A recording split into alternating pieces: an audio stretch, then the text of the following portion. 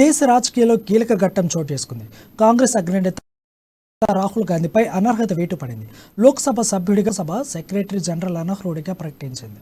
మోదీపై అనుచిత వ్యాఖ్యలు చేసిన నేపథ్యంలో గుజరాత్లోని సూరత్ కోర్టు ఆయనను 2 ఏళ్లు జైలు శిక్షను విధించడంతో ఇటు పార్లమెంట్లోనూ అర్హత వేటు పడింది.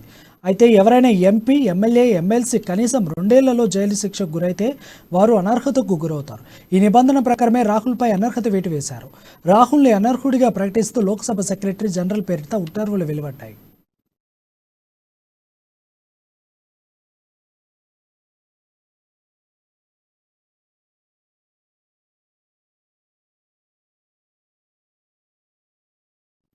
ఇక దీనిపై ఏఐసీసీ ప్రధాన కార్యాలయంలో కాంగ్రెస్ అత్యవసర సమావేశం నిర్వహించింది. ఖర్గే అధ్యక్షతన జరిగిన ఈ భేటీకి సోనియా గాంధీతో పాటు కేంద్ర మాజీ మంత్రి Chidambaram, general secretary Priyanka Gandhi Vadra, KC Venugopal, Jairam Ramesh, Rajiv Shukla, Tariq Anwar, సీనియర్లు ఆనంద్ శర్మ తదితరులు హాజరయ్యారు. రాహుల్ అనర్హత వేటు అంశంపై పోరాటానికి ముఖ్య నేతలతో కమిటీ ఏర్పాటు చేశారు. దీనిపై 3 అంచెల పోరాటం చేయాలని కాంగ్రెస్ నిర్ణయించింది. న్యాయ పోరాటం, దేశవ్యాప్త వీధి పోరాటం, విపక్షాలను కలుపుకొని పోరాటం చేయాలని నిర్ణయం తీసుకుంది.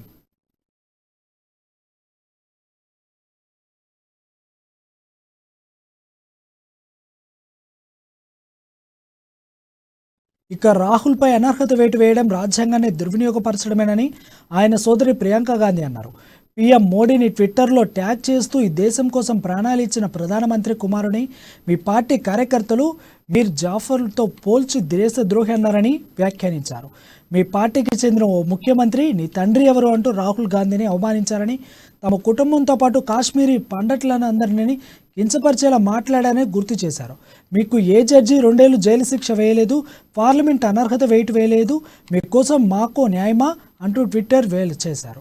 1000 కోట్ల దేశ సంపదను కొల్లగొట్టారని లలిత్ మోడీ, నీరవ్ మోదీ, చోస్కీ, ఆదాని వంటి వాళ్లపై పార్లమెంటు సాక్షిగా రాహుల్ పోరాటం చేస్తున్నారని, ఈ కారణంగానే ఆయనపై మోదీ కుట్రలు పన్నారని ఆరోపించారు.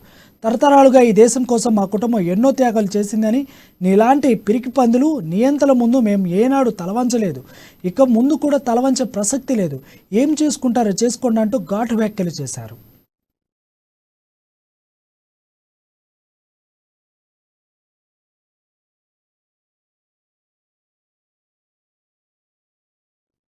ఇక రాహుల్ సభ్యత్వాన్ని రద్దు చేయడాన్ని ప్రతిపక్షాలు తీవ్రంగా ఖండిస్తున్నాయి. తెలంగాణ సీఎం కేసీఆర్, పశ్చిమ బెంగాల్ ముఖ్యమంత్రి మమతా బెనర్జీ, తమిళనాడు ముఖ్యమంత్రి స్టాలిన్, జయప్రకాష్ నారాయణ, కాంగ్రెస్ అగ్రనేతలు దీనిని తప్పుపట్టారు. ప్రతి చిన్నదానికే అనర్హత వేటు ఆయుధం కాదని పలువురు నిపుణులు అంటున్నారు. ఇది దేశ ప్రజాస్వామ్యానికి దెబ్బతీస్తుందని, ఇలాంటి చర్యల ద్వారా ప్రజలు చట్టాలపై నమ్మకం పోతుందని అన్నారు.